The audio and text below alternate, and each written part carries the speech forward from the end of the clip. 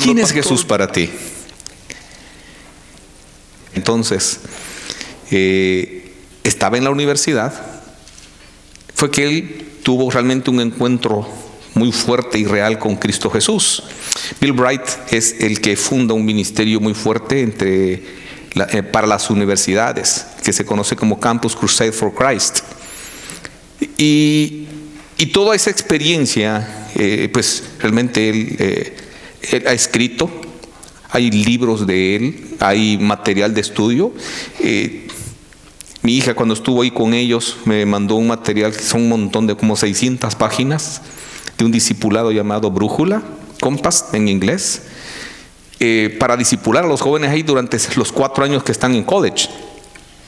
Y este hombre, pues en su emoción, cuando usted recibe a Cristo, casi siempre tiene una emoción muy hermosa, muy grande de haberlo hecho.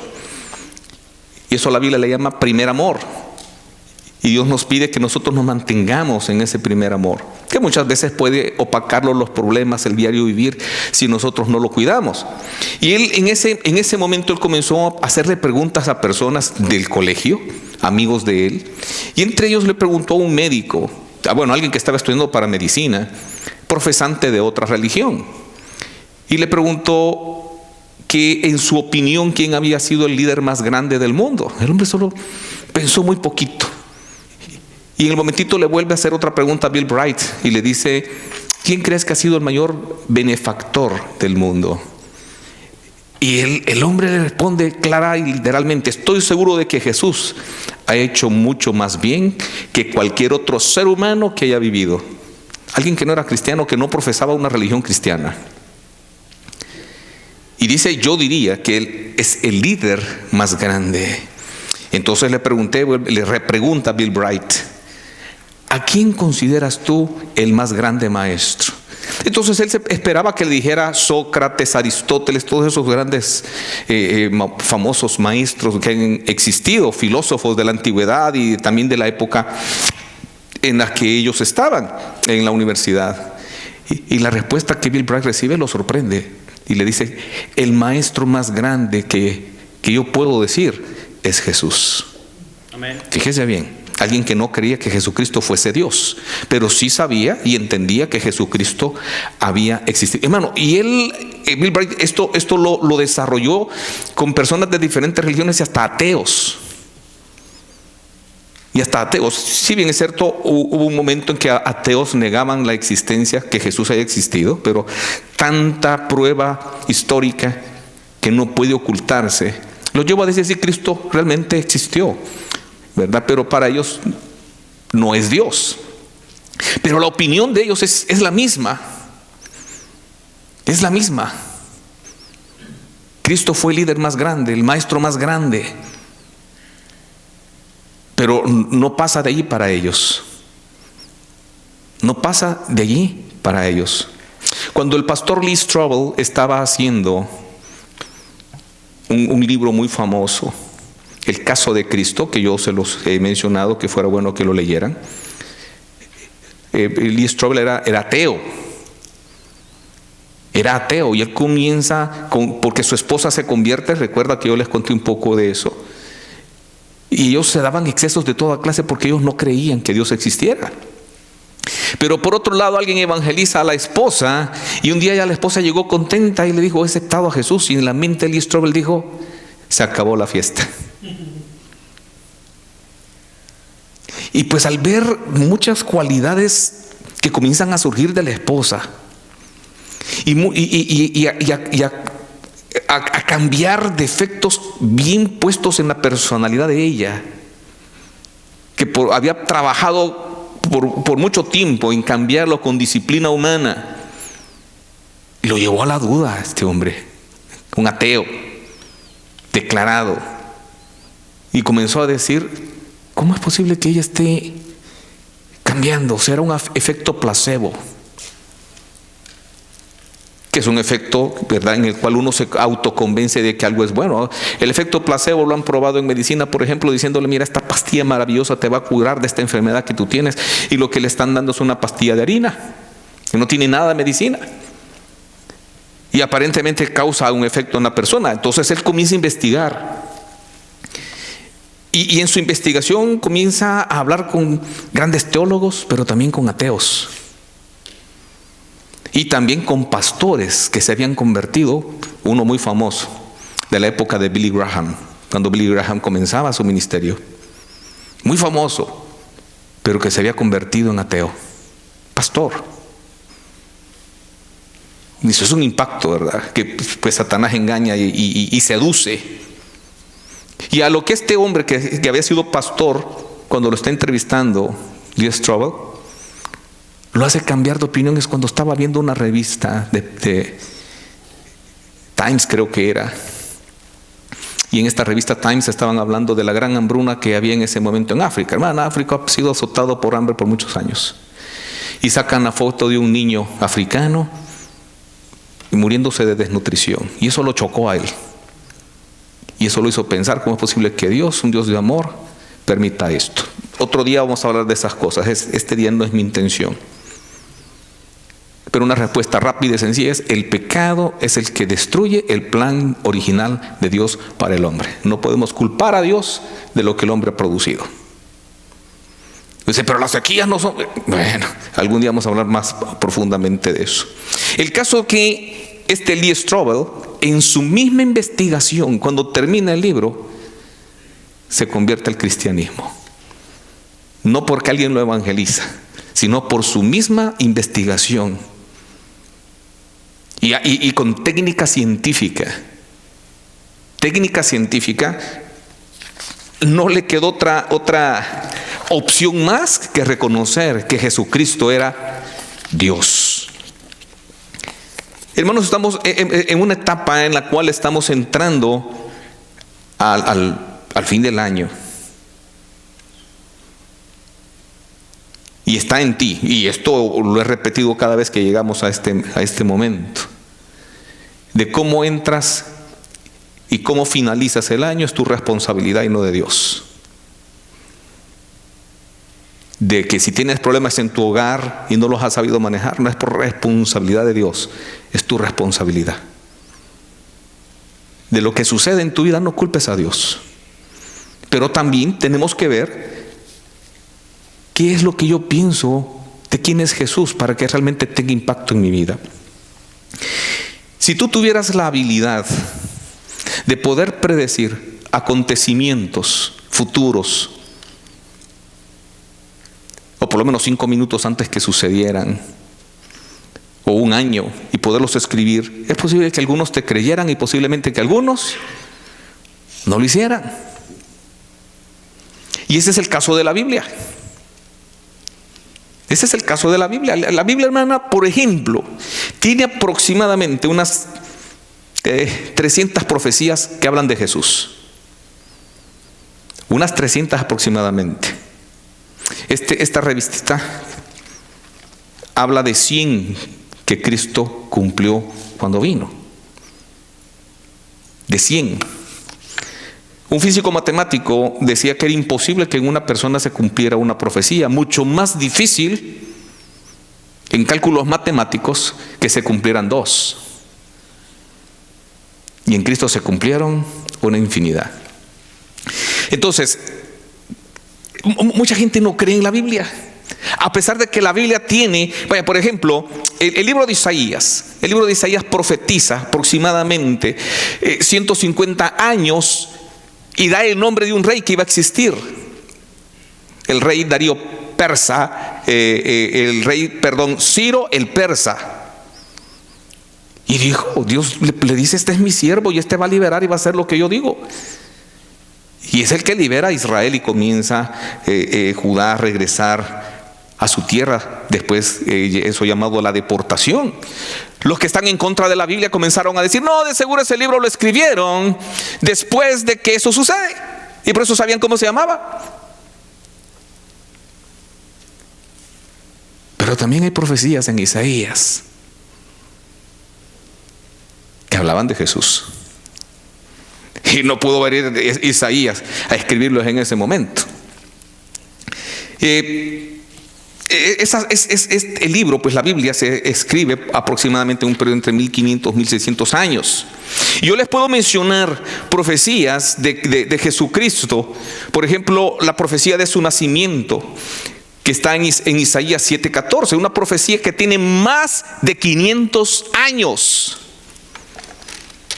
Más de 500 años. Comprobado. ¿Por qué? Pues Isaías, ya estaba ese libro, ya existía. Ya existía cuando Cristo Jesús nace. Dice, por tanto, el Señor mismo os dará señal. He aquí que la Virgen concebirá y dará a luz un hijo y llamará su nombre Emmanuel. Y usted sabe, hemos predicado, Emmanuel significa Dios con nosotros. Un nombre que el ángel que visita a María en lo que se conoce como la Anunciación le dijo: este niño rescatará a su pueblo de sus pecados y su nombre será Emmanuel. Emmanuel, que significa Dios con nosotros. Ese niño es Dios encarnado. Otra profecía que nosotros podemos hablar del nacimiento de Jesús está en Miqueas capítulo 5 versículo 2. Una profecía que tiene también aproximadamente más de 500 años.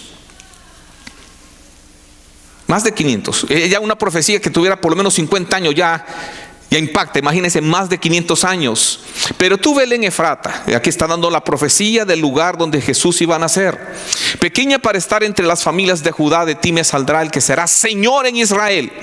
Y sus salidas son desde el principio de los días de la eternidad. Está hablando de una encarnación, está hablando también de la eternidad del que iba a nacer. También había profecía en Oseas 11:1 de que Cristo un momento en su niñez la iba a pasar en Egipto. Cuando Israel era muchacho yo lo amé y de Egipto llamé a mi hijo. Los que están en contra del cristianismo dicen que esto está hablando de Israel. Pero cuando esto se escribe, Israel ya tiene muchos años de haber salido de Egipto. ¿Entiende?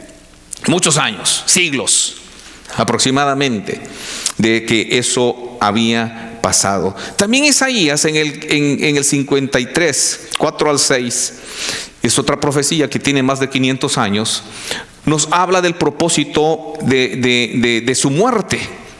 Ciertamente llevó él nuestras enfermedades, sufrió nuestros dolores, y nosotros le tuvimos por azotado, por herido de Dios y abatido.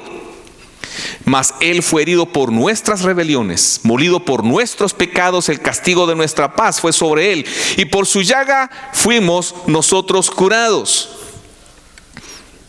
Todos nosotros nos descarriamos como ovejas, cada cual se apartó por su camino, mas Jehová cargó en él el pecado de todos nosotros. Algunos judíos dicen que cuando Isaías estaba escribiendo eso estaba hablando de sí mismo. Otros judíos profesantes dicen que estaba hablando de Ciro, pero Ciro no sufre todo esto. Si bien es cierto, Isaías muere aserrado, partido en dos por el pueblo israelita, la muerte de Isaías no causó un efecto espiritual en nadie. Está hablando literalmente de la muerte expiatoria de Cristo Jesús por todos nosotros. Amén. Y le estoy hablando de esto más de 500 años. También en la Biblia nosotros encontramos también otra profecía, que es en la que estaba profetizando que Jesucristo iba a ser traicionado en Zacarías capítulo 11, 12 y 13. Una profecía que tiene también alrededor de 500 años. Y les dije: si os parece bien, dadme mi salario, y si no, dejadlo. Y pesaron por mi salario 30 piezas de plata. ¿Cuánto dieron por Jesús? 30 piezas de plata. Y me dijo Jehová: échalo al tesoro, hermoso precio con que me han apreciado. Dios está diciendo: ese es el precio que me han puesto. Hermoso el precio que me han puesto, dice Jehová. Y tomé las 30 piezas de plata y las eché en la casa del tesoro de Jehová. Es en el mismo Zacarías capítulo 13 versículo 6. Y le preguntarán: ¿qué heridas son estas en tus manos? Y él responderá: con ellas fui herido en casa de mis amigos. ¿Qué está implicando? Una traición. Una traición. ¿Cuánto? Aproximadamente también unos 500 años antes del nacimiento de Cristo Jesús. Algo que no vamos a leer porque está demasiado largo también es el Salmo 22. Usted anótelo. léalo en su casa, donde narra y describe exactamente todo lo que Jesucristo sufre. Es una profecía hermosa que es el Salmo 22. Que también el Salmo 22 tiene aproximadamente, quizás más, 800 años. 800 años, para que usted pueda ver. También está profetizado en el Salmo 16, 9 y 10, su resurrección, un salmo que también tiene más de 800 años.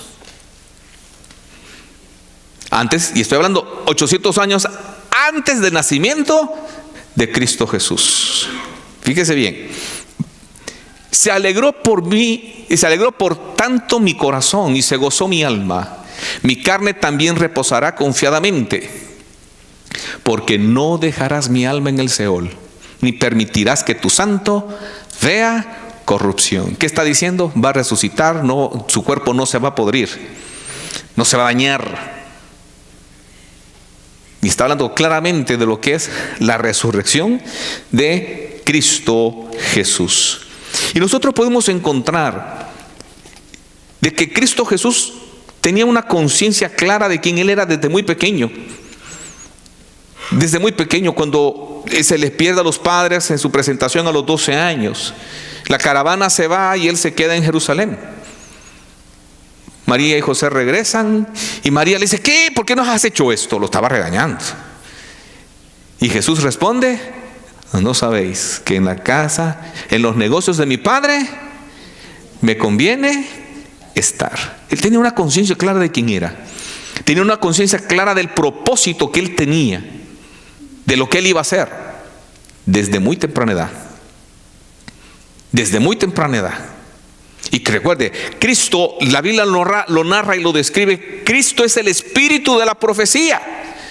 Porque la intención de la profecía total de la Escritura es revelar a Cristo, hablar a Cristo, para que nosotros no tuviéramos ninguna duda de quién era. Amén.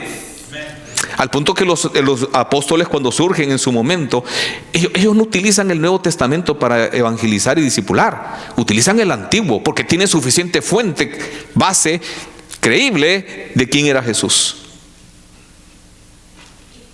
Hermoso, ¿sí o no? Y por eso tenemos que aprender a usar el Antiguo Testamento también.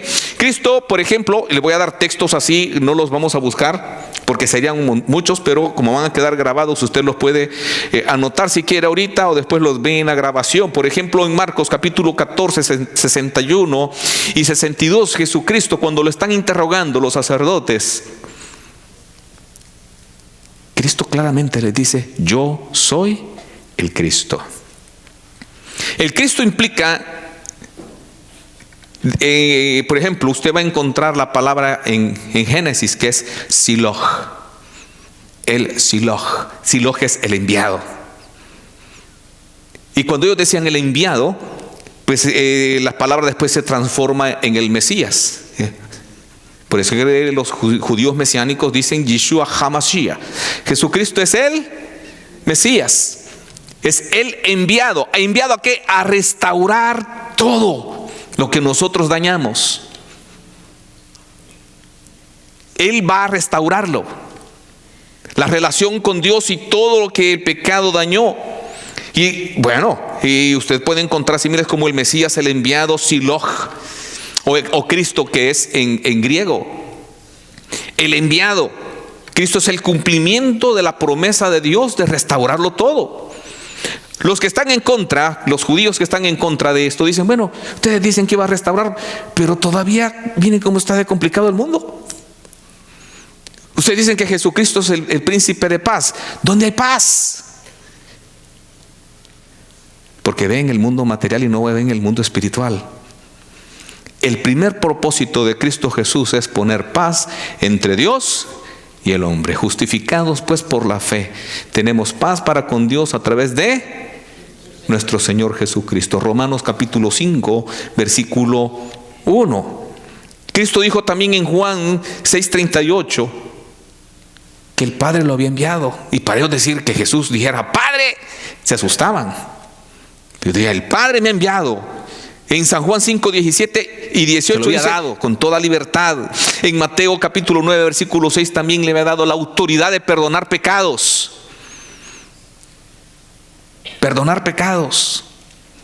Cuando le increparon, ¿y cómo es posible que tú, siendo un hombre, estés diciendo? Bueno, le digo que es más fácil decir, tus pecados te son perdonados, o levántate, toma tu lecho y anda. Y con el milagro de sanidad a un paralítico le demostró que él tenía la capacidad de tener pecados, porque según el criterio de ellos, el paralítico estaba paralítico por haber pecado.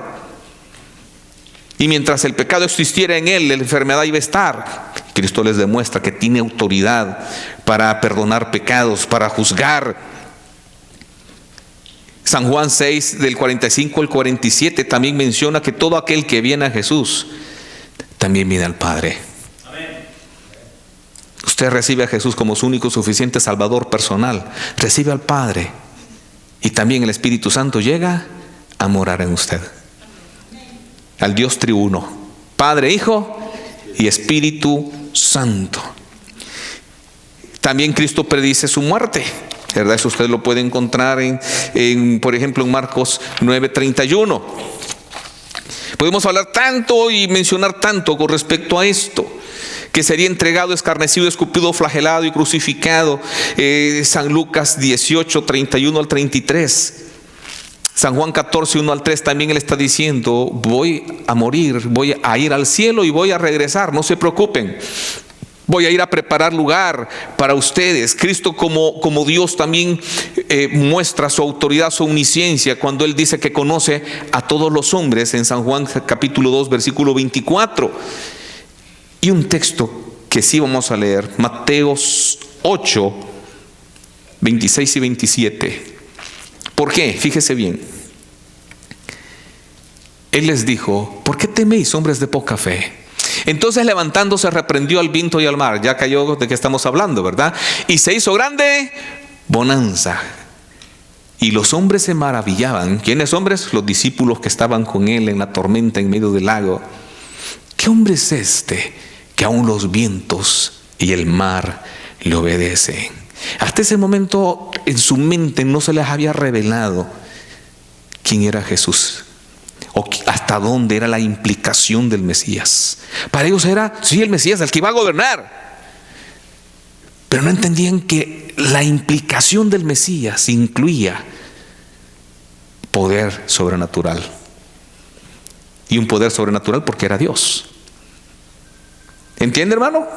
Porque era Dios, por eso podía hacer todo lo que hacía y decir lo que podía decir. Recuerda que Jesucristo resucitó muertos. Tanto sus amigos como sus enemigos lo llamaron Dios. Él nunca intentó negar esa declaración. A Cristo lo adoraron y desde su nacimiento. Si Cristo no hubiese sido Dios, nunca hubiera aceptado la adoración que se le rindió vivo. Nunca. Absolutamente nunca.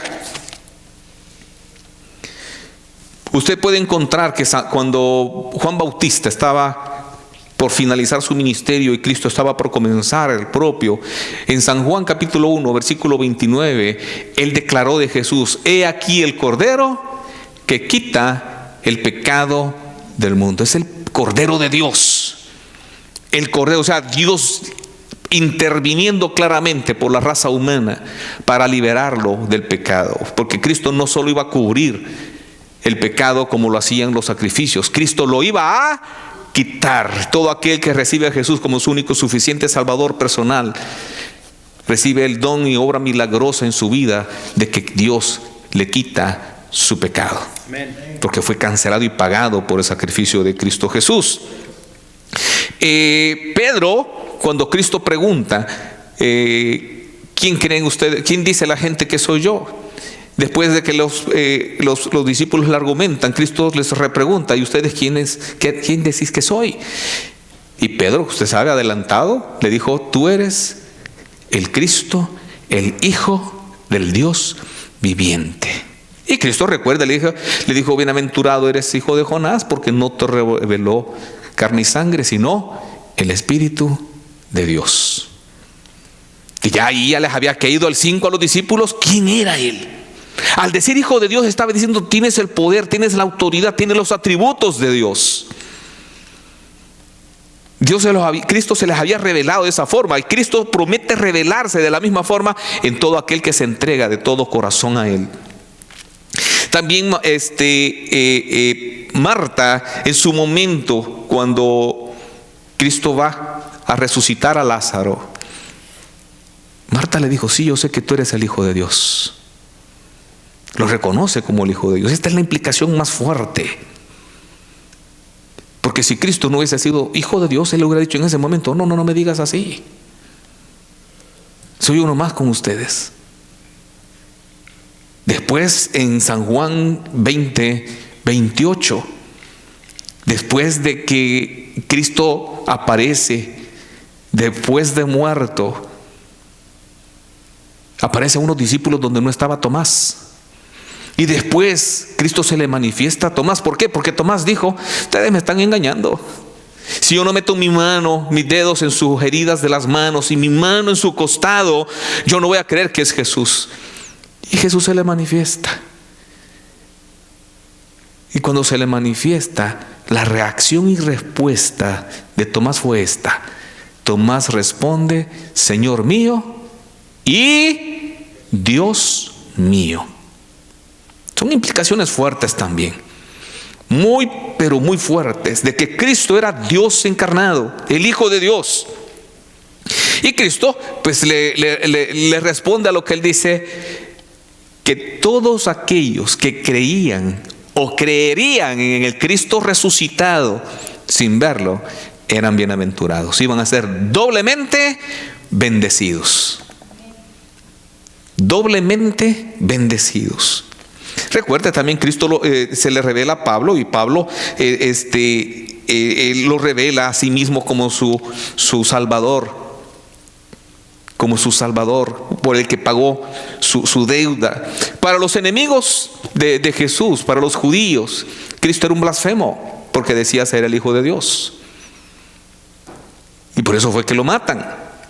Para Judas, si usted ve en Mateo capítulo 27, 3 al 4, para Judas era inocente. Ya cuando ve lo que están haciendo con Jesucristo y regresa a quererse deshacer el trato que había hecho con las monedas de plata, reconoce y le dice: Él he entregado sangre inocente.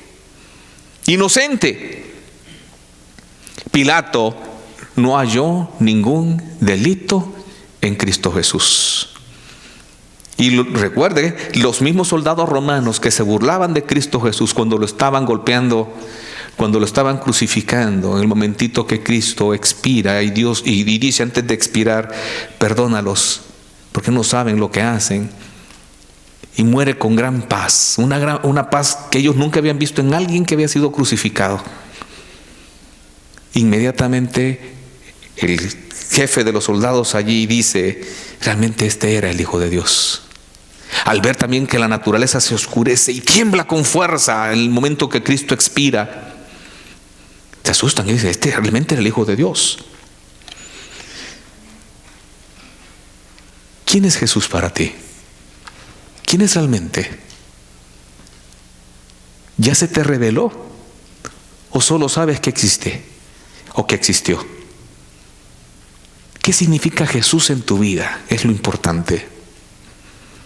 San Juan, lo que fue nuestra lectura, capítulo 3 del 16. Muchos tienen miedo de relacionarse con Cristo Jesús. Antes de ver la lectura, también quiero decirles que hay profecías escritas de Jesús de cerca de 1200 años en Génesis. 1200, 1400, 1500 años aproximadamente, porque no se tiene una fecha exacta en que fue escrita por Moisés el libro de Génesis. Pero si vamos aún más allá de cuando fue escrito, la profecía más vieja es el protoevangelio. Después de que Adán y Eva pecan y Dios se les manifiesta y les da Génesis 3:15: y enemistad pondré entre ti y la mujer, entre tu simiente y la simiente de ella.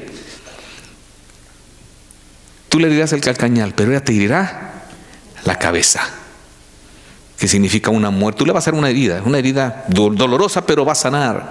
Pero la herida que ella te va a dar en la cabeza es mortal. Se conoce como el protoevangelio, la primera promesa de Dios hacia el hombre. Si le pusiéramos fecha, tiene más de 6.000 años. Una profecía de más de 6.000 años, escrita aproximadamente 1.600, 1.400 años antes de Cristo Jesús. Si usted no puede tener duda de quién es Cristo Jesús y de la revelación que tenemos. Y leemos acá: ¿por qué no es difícil relacionarnos con Cristo? Porque Cristo no vino a castigarnos. Cristo no vino a juzgarnos. La religión juzga. No, aún tenemos el error de juzgarnos entre nosotros mismos, de criticarnos. Pero Cristo no lo hace. Cristo dice: porque de tal manera amó Dios al mundo, que ha dado a su Hijo unigénito, único en relación y único en existencia, para que todo aquel que en Él cree no se pierda, mas tenga vida eterna. A eso vino a Cristo, a perdonar, a sanar, a limpiar, no a juzgar. Llegará un momento en que Cristo va a juzgar, sí, pero ahorita es el momento en el cual está perdonando nuestros pecados, porque para eso vino. Porque no envió Dios a su Hijo para condenar al mundo. ¿Por qué vas a tener miedo de relacionarte con Él? ¿Por qué vas a tener miedo aun cuando pecas? Y no te estoy enviando a pecar, a decir: entonces Dios no se enoja y ahí voy. No te estoy diciendo que hagas eso, porque si hay un efecto espiritual cuando tú cometes un pecado. Pero lo que tienes que entender es que es porque no podemos dejar de pecar, es que Dios da esta solución. Y la solución es la muerte de alguien, mi hermano. Alguien que no la merecía, por quienes sí la merecíamos. Oye bien, aún habiendo sido salvos por Cristo, no lo merecemos. No lo merecemos. ¿Por qué? ¿Cómo es tu diario vivir? La mayoría de nosotros estamos más interesados en las cosas cotidianas del mundo, en aparentar tener o querer tener más. Muchos durante la semana sufren por lo que quieren, cosas materiales, y no por tener una relación sana con Cristo Jesús. Porque Dios no envió a su Hijo a condenar al mundo, sino para que el mundo sea salvo por Él. Siguiente, por favor. El que en Él cree, mire qué sencilla la forma como Dios da la salvación. El que en Él cree no es condenado. Lo único que Dios te pide es que creas en Cristo Jesús, que Él es tu Señor. Y vamos a ver un texto con respecto a eso, muy conocido. Pero el que no cree, o sea, Dios sabe quién va a aceptar y quién no va a aceptar. Dios sabe quién va a creer y quién no va a creer, quién va a reaccionar ante el llamado y quién no va a reaccionar. Él ya lo sabe. Dice: pero el que no cree ya ha sido condenado. No es porque Dios quiera condenarlo, es porque no fue proactivo, no reaccionó a lo que Cristo hizo, a quién es Jesús. Por eso la pregunta es: ¿quién es Jesús para ti? Si solo es un ser que existió hace 2000 años, que nació en un pesebre, que murió, lo mataron por meterse en política, por meterse en lo que tú quieras, y crees en el Cristo histórico, déjame decirte que estás más frito que el pollo que venden frito en Fred Meyer, sin pan y sin coleslaw. Simple. Porque no ha creído en el nombre del unigénito Hijo de Dios. Siguiente versículo. Y esta es la condenación, que la luz vino al mundo. ¿Y quién es la luz? No es una denominación, es Cristo Jesús, la luz del mundo. Y los hombres amaron más las tinieblas. No voy a la iglesia porque tengo que dejar de chupar. No quiero ir a la iglesia porque tengo que dejar esto. No quiero ir a aceptar a Cristo porque tengo que dejar lo otro. Porque prefiero irme de piquiniqui, porque prefiero las vacaciones, prefiero cualquier cosa. Eso es amar las tinieblas. Y los hombres amaron más las tinieblas que la luz, porque sus obras eran malas y no querían dejarlas de hacer. Porque todo aquel que hace lo malo aborrece la luz. Hermano, es típico que cuando la persona se ha metido en problemas, póngales pecado, lo primero que hace en lugar de arreglar su situación es dejar de venir a la iglesia. Eso es típico. Y hasta me han dicho: pastor, mire, no voy a ir a la iglesia porque estoy haciendo tal cosa. Yo le digo: es al revés. Es al revés. Venga a la iglesia para que el Espíritu Santo la fortalezca, para que deje de hacer eso. No le dé vuelta a la fórmula. No le dé vuelta a la fórmula. Y dice, porque todo aquel que hace lo malo aborrece la luz y no viene a la luz para que sus obras no sean reprendidas. Y le voy a robar un poquito más porque ya me avisaron que ya se me acabó el tiempo. ¿Verdad? Y me faltan como 50 hojas aquí. Es la inspiración que Dios me da en la semana, así que tengo que pasársela.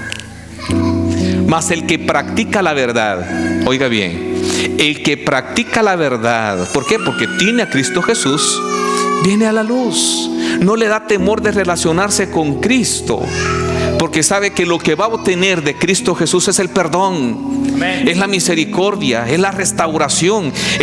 Lo que las palabras que va a recibir es: hijo, levántate, no te preocupes, estás pidiendo perdón, lo arreglamos y yo te voy a fortalecer para que no lo sigas haciendo. Eso es lo que vas a recibir de Cristo Jesús, no un castigo. Y sabe que eso es lo que va a recibir porque conoce la verdad, conoce la Escritura, conoce lo que Dios está diciendo. Y dice: para que sea manifiesto que sus obras son hechas en Dios. Se manifiesta, o sea, sale a la luz también. Sale a la luz. Siguiente versículo, por favor. Ama al Hijo y todas las cosas ha entregado en su mano. 36. Por eso, el que cree en el Hijo tiene vida eterna. Imagínate, Dios no te está poniendo que vayas al Everest, que vayas a la luna para poder ser salvo. Solo te está diciendo: cree en Cristo Jesús. Pero el que rehúsa creer en el Hijo no verá la vida, sino que la ira de Dios está sobre él. La única manera que Dios ha dejado para que nos quitemos la ira de Dios con sus juicios es Cristo Jesús. Juan, 1 Tesalonicenses capítulo 1 versículo 10. Y esperar de los cielos a su Hijo, al cual resucitó de los muertos, a Jesús, quien nos libra de la ira venidera. Hermano, si tú te has entregado de todo corazón al Señor, no le tengas miedo ni al Apocalipsis. Y no estoy hablando del Apocalipsis que están dando como novela. Estoy hablando del Apocalipsis de la Biblia. No le tienes por qué tener miedo. Hay cristianos que tiemblan cuando oyen la palabra Apocalipsis. La Biblia dice: no tenemos miedo. ¿Por qué? Porque Cristo nos libera de la ira venidera. Los juicios de Apocalipsis son para los incrédulos y partecita para Israel, pero no para los que estamos en Cristo Jesús. Mucho menos temerle al infierno. Hechos 4, 11 y 12. Y le voy a robar unos 3 minutitos más. Este Jesús es la piedra reprobada por vosotros los edificadores. Pedro está confrontando a los líderes judíos y les dice esto: ustedes rechazaron a la piedra perfecta, la cual ha venido a ser la cabeza del ángulo. Algún día voy a explicar todo eso porque requerirá más tiempo. Pero a lo que ves al siguiente, que dice: en ningún otro hay salvación, porque no hay otro nombre bajo el cielo dado a los hombres en que podamos ser salvos. El único nombre revelado para la salvación es Jesús. Amén. Jesús significa Jehová salva. O sea, Dios está salvando. No hay otro nombre. Puedes clamar a quien tú quieras, a San Pancaschendolfo, a San Agapito, a San Filomeno, a quien quieras. Ese no te va a salvar. Y con todo respeto para mis hermanos católicos que pueden estar viendo este video, ni siquiera la Virgen María, ni siquiera ella, ni siquiera ella, porque ella necesitó también ser salva por Cristo Jesús. Y eso lo podemos 1 Timoteo capítulo 2, 5, 6. Y no estamos menospreciando a María. María tuvo un papel importante en el plan redentor, pero Dios no le otorga a ella un poder o una capacidad que es divina, porque Dios no comparte su gloria con nadie. Amén. Más bien es parte, ella misma dice, y usted léalo en Lucas, ella se siente indigna y reconoce que necesita un Salvador. Y después Pablo escribe: y en ningún otro hay salvación, o rescate, o auxilio, o ayuda, porque no hay otro nombre bajo el cielo de los hombres en que podamos ser salvos. Y vamos a 1 Timoteo capítulo 2, 5, 6, por favor. Hay un solo Dios,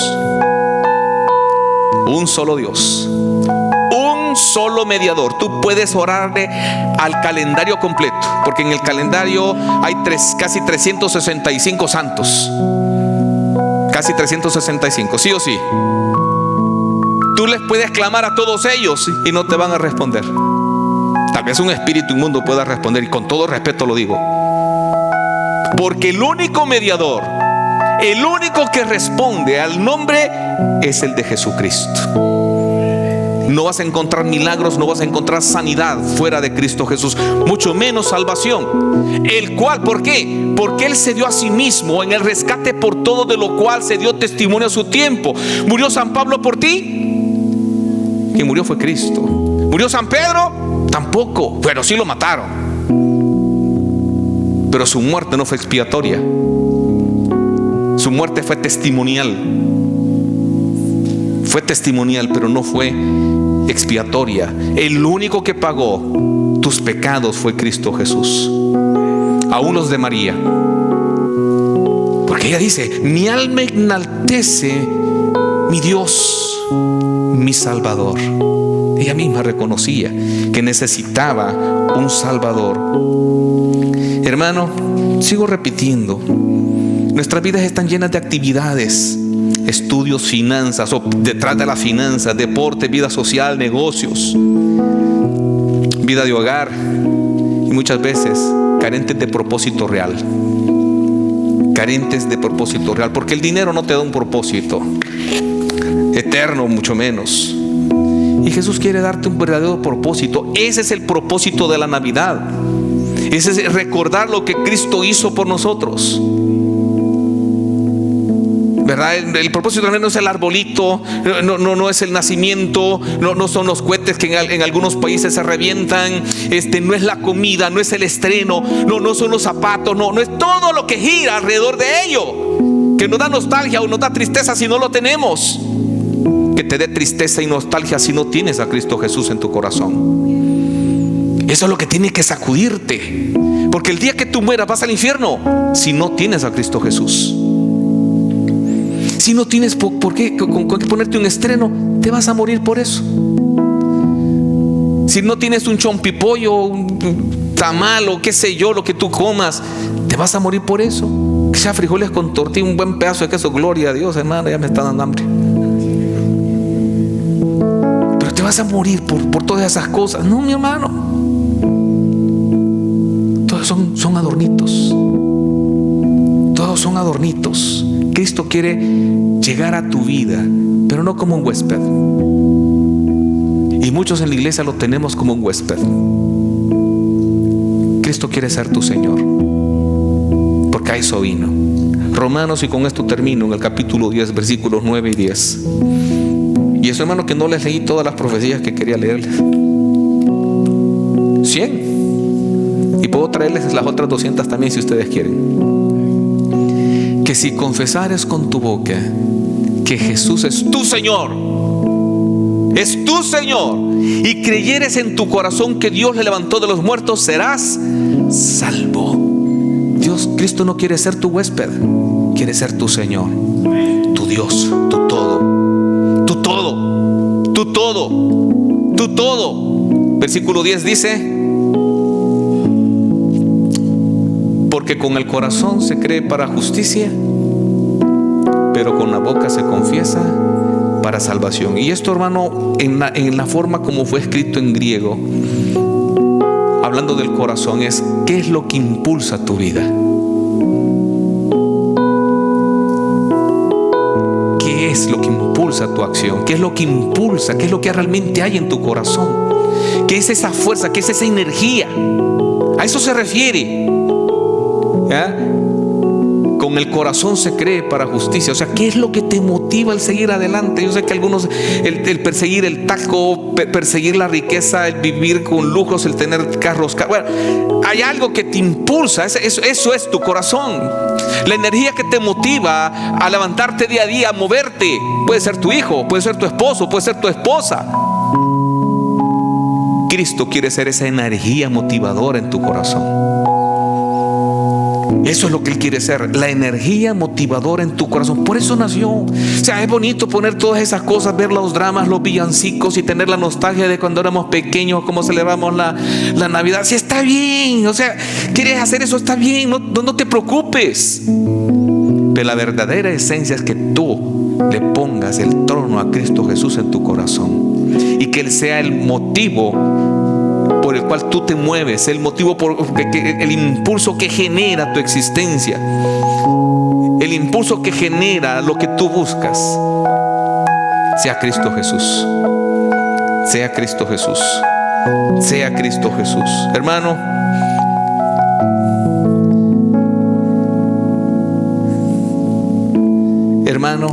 en nombre de Cristo Jesús yo te digo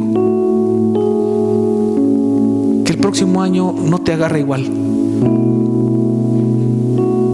porque comenzamos y terminamos un año igual, con el mismo estilo, con la misma forma. Estamos padeciendo de los mismos cánceres por años. Que viene el verano, se despapelan, se desaparecen. Que estornudo, cualquier cosa nos desenfoca. Y con eso estamos demostrando que el impulso, que la energía que genera en nuestro corazón no es Jesús. Recuerda que la obra muestra realmente cuál es mi fe. La obra muestra realmente dónde estoy y qué es lo que hago. Esa no miente. Así como el fruto que obtengo de lo que hago, el fruto no miente. En nombre de Cristo Jesús yo te digo, yo te pido, exhorto tu corazón, que realmente Cristo Jesús sea tu Señor y que lo demuestres con hechos. Si tú lo haces, realmente tu vida va a cambiar, porque Cristo quiere darte más que el perdón de pecados. Quiere darte más que eso, pero tu estilo de vida o nuestro estilo de vida no se lo permite.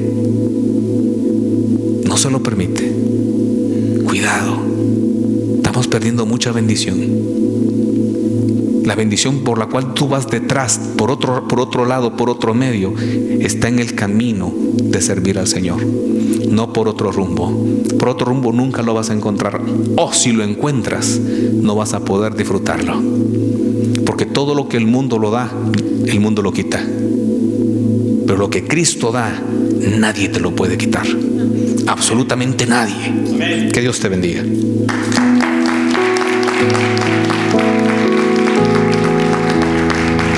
Padre Celestial, en el nombre de Jesús te damos gracias por tu palabra, por esa certeza, Padre Santo, que tenemos en la relación contigo, por esa evidencia, Padre, porque la palabra, la Biblia, te damos gracias porque nos participas tu mente con ella y te conocemos a través de ella. Gracias, Señor, muchas gracias, porque no lo merecemos. No merecemos tener una Biblia, no merecemos ni ser salvos, pero te damos gracias porque tú tuviste a bien el hacerlo, porque tú tuviste a bien el rescatarnos del hoyo, del lodo, de la muerte, y nos has trasladado al reino de tu Hijo Cristo Jesús. Te damos gracias, Padre, porque no merecemos ni siquiera los privilegios que nos das de predicar, de cantar, de enseñar. Son privilegios tan grandes y sabemos que no los merecemos. Gracias por tomarnos en cuenta. Y te pedimos en el nombre de Cristo Jesús que tu Espíritu Santo genere en nosotros el deseo real de entregarnos a ti como nuestro Señor. Que día a día ese sea nuestro motivante, que día a día sea la energía que nos levanta, que día a día sea el propósito por el cual vivamos, porque es un propósito eterno y no hay mejor que Él. Perdónanos, Padre, porque hemos permitido que cualquier cosa desvíe nuestra mirada, que cualquier cosa desvíe nuestro paso. Sabemos que tú quieres darnos un propósito, una energía, una forma diferente de ver la vida. Y también quieres bendecirnos con abundancia.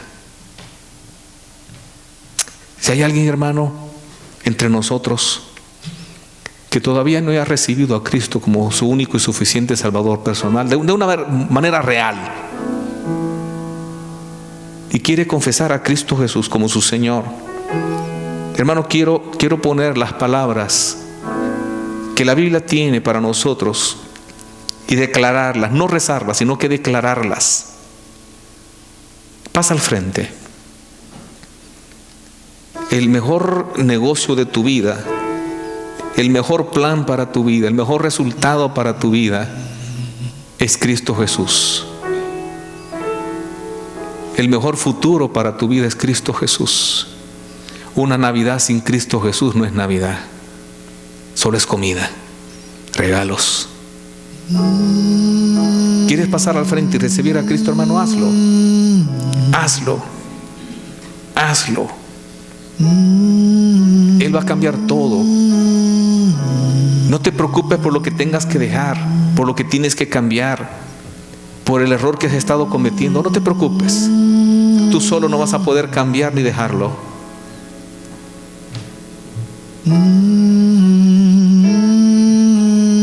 Padre, en el nombre de Cristo Jesús, vemos que hay personas en lucha. Tu Espíritu Santo sea quien ponga el querer como el hacer. También, Señor, yo quiero poner un reto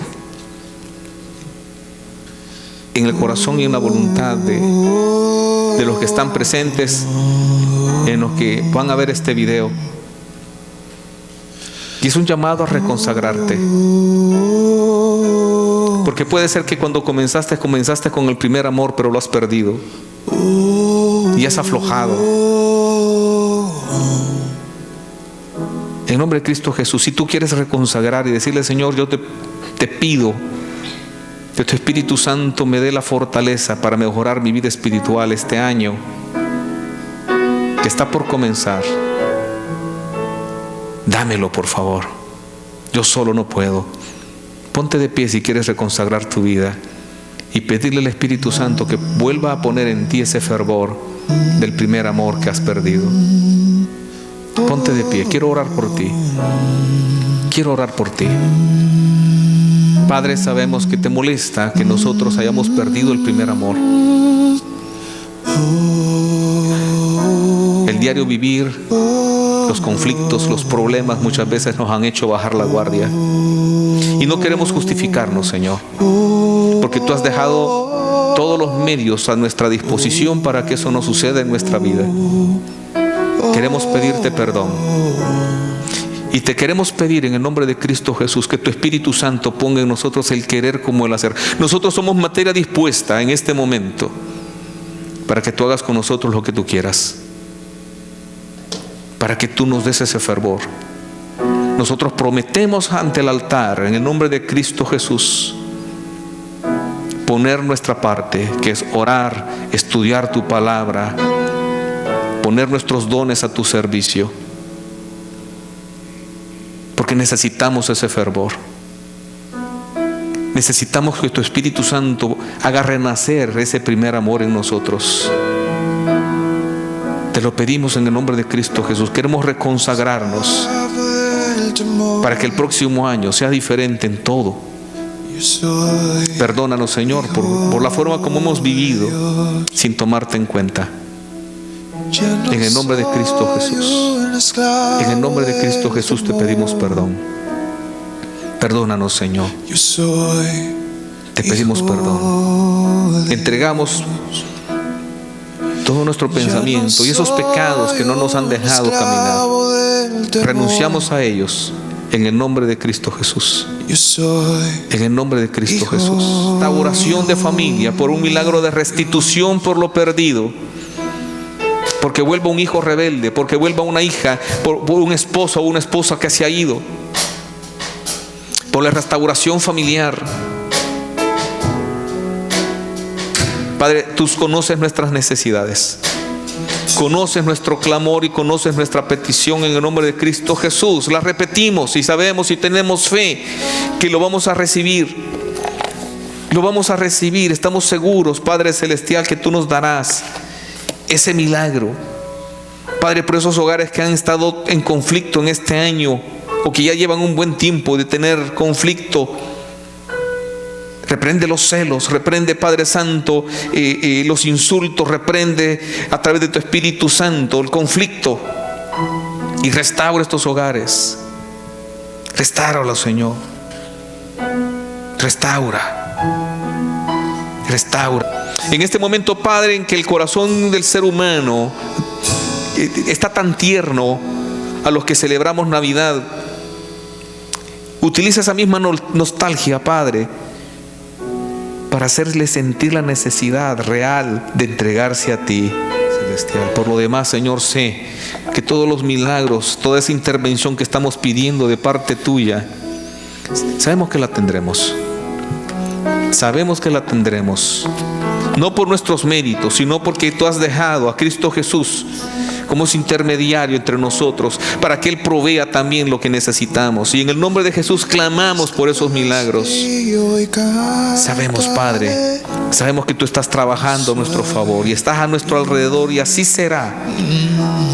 Por lo demás, Señor, queremos alabarte por lo que tú eres y no por lo que tú das, porque tú eres el único digno de alabanza, tú eres el único digno de adoración. Y en el nombre de Cristo Jesús te la damos en este momento.